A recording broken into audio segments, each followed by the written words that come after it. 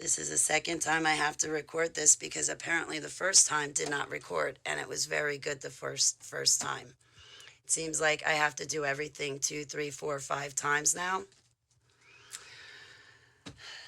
I was asked a question about altars, and I wanted to answer that question. I was born into MKUltra and Super Soldier projects stemming from Operation Paperclip at the end of World War II. Operation Paperclip saved thousands of Nazi scientists, wealthy elites. A couple of those people were Adolf Hitler and Josef Mengele.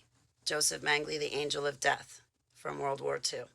I was nicknamed Death after him. I had Stockholm Syndrome over him. I fear for my life. I will not name any of the other handlers, programmers, white lab coats. No, most of them are still alive. That's not why I came forward. Josef Mengele created me from test tube to adult. He used gene splicing. I was implanted in my mother's womb. I was traumatized in the womb and born breech. Adolf Hitler was creating the ultimate war weapon, and I'm a product of that. I have been chipped, mind-controlled, surgically enhanced, and I was used for 37 years of my 49 years of life. I woke up in the year 2014. The pivotal month was December 2014. I woke up, my alters, I had a flash flood of memories. My alters told me what had happened to them, gave me their testimony.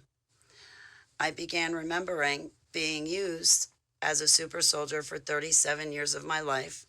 I was trafficked with a small group of kids through those years. When I got older, they farmed us kids out. You know, some went into politics, some into the music industry, some into Hollywood. I was farmed out, but back into black operations in the military. I saw side of black operations that the public and our military publicly, that they don't know about. Hence why it's called black operations. I went through human experimentation projects. So, like I said, Adolf Hitler was creating the ultimate war weapon, and that's what I'm a product of. There were 169 altars built into me.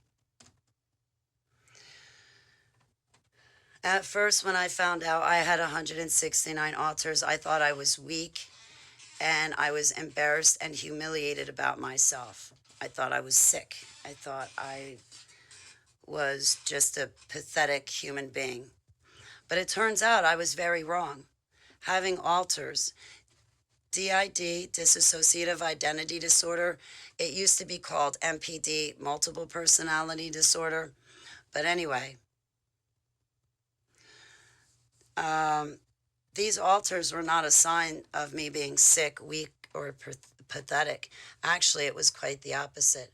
Any average person would have had a heart attack and died if they were exposed to what I had to live through and survive in deep underground military bases and above ground government facilities. I exposed the elite families. I was asked about my altars, so let me stay on topic. Any normal person would have died seeing the horrors that I had to live through between the human experimentation projects and the mutilation of animals and the programming and training alone to be used as a super soldier. It was brutal. 169 altars were created, and they were programmed and given orders. What happened to me was not haphazardly. What happened to me was purposefully done by our government and military, USA, UK, and Canada. I'm a survivor of PizzaGate, and it is true. Sorry for the little tangent.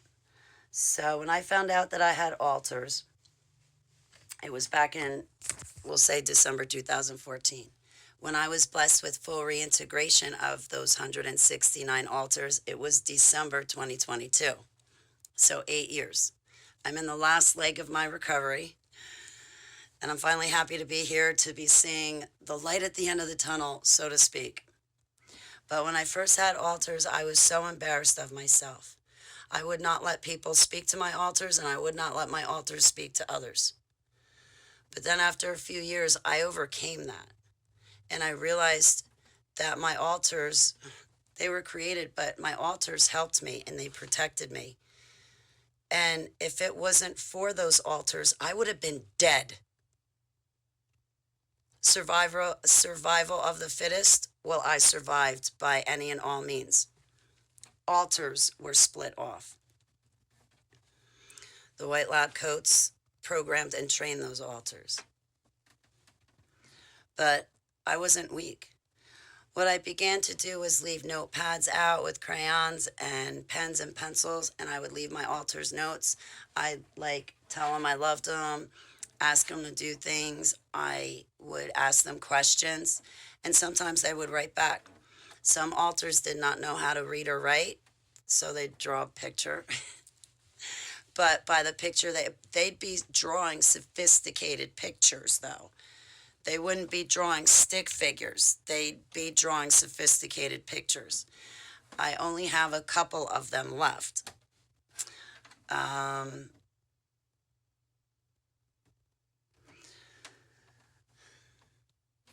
This is not the real ring, but it's a temporary. I married Yeshua HaMashiach December 12, 2014. One of my altars drove me to Jonathan Cahn's. That evening, I was invited back. I was invited to come back. That was the second time I was there. And that evening, he spoke the bridegroom feast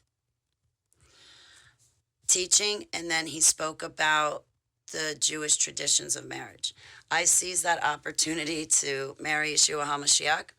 He became my golden bow, and I became his holy white hot silver arrow. And I have a vow of celibacy with him.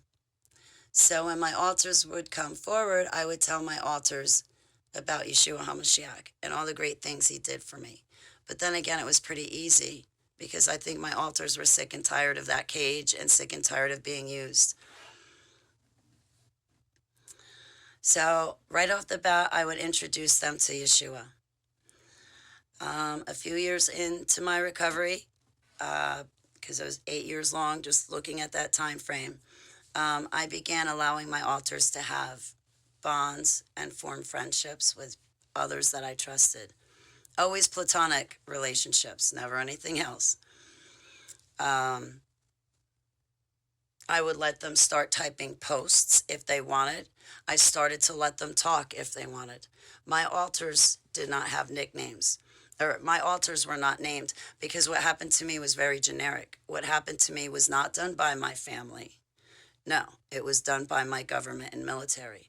So what I wound up doing was nicknaming my altars. So, like I said, only a handful had names. The majority did not, so I nicknamed them. And they enjoyed their nicknames. And their nicknames would describe their personality, so to speak, like wrath or anger. No, actually, it wasn't wrath. It was rage. That was an altar. She did not mind that nickname.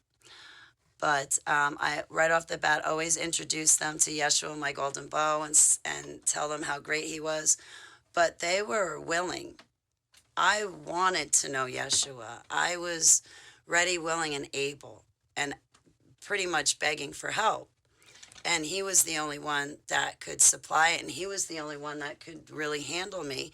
And he was the only one I was really ever truly comfortable with. So my whole process, when this process started of deprogramming, I was homeless. I was renting an expensive couch in Newfoundland, New Jersey, just to keep my cat and dog and I together. My cat and dog and I, Seva and Keeper, they're deceased now, but that's my family photo. So My alters loved having them and having pets around. Um, my alters would draw. Some of them like to write. When my alters would come forward, I would tell them, listen, I know it's not as glamorous as being a spy or a double agent, but can you wash the dishes to help Holly out? Can you clean the bathroom to help Holly out? She needs help. So I would give my alters new tasks to do, and they were happy to help Holly and take care of Holly. Excuse me the way I word things. I've had full reintegration for the first time in my life for the past 10 months, and it's really interesting. It's a new way of life. I like it a lot better. I like going to sleep myself and waking up myself. And if things get a little too tense, I can still go to sleep and and push the reset button. But with my alters, I always introduced them to Yeshua. I started letting them form bonds. I gave them new responsibilities, bonds with people. I gave them new responsibilities. I treated them like humans. I treated them like they mattered. And I was always my worst enemy, beating myself up, and I still have bad tendencies of doing that. I learned that I needed to pamper myself and go easy on myself. It was my alters that went through the situation, so I didn't have to.